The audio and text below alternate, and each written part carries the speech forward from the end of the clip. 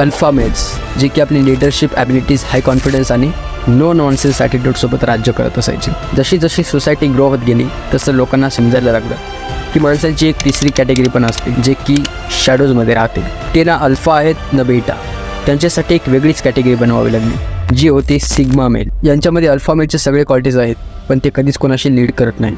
जे बीटासारखं सायलेन्स राहतात, पण कधी कोणाला फॉलो नाही करत. आपलं एक वेगळं जग बनवतात आणि ते त्यातच जगतात.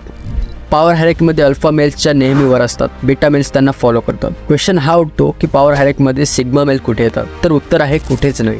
कारण सिग्मा मेल आपली स्वतःची हायरॅर्की बनवतात, ज्यात ते एकटे उभे असतात आणि त्यांच्या आसपास कोणीच नसतं. जसे जंगलात अल्फा लाईन्स असतात, ज्याला सगळे किंग मानतात, तसेच सिग्मा टायगर पण असतात, ज्याला सगळे इक्वली भितात. जसे एक वुल्फपॅकचा लीडर अल्फा असतो, तसंच लोन वुल्फचा एक सिग्मा आहे. आपल्या चांगल्या लिडरशिप ॲबिलिटीमुळे अल्फाकडे नेहमी ॲडव्हान्टेज असतं. अल्फाकडे बीटाची आर्मी असते,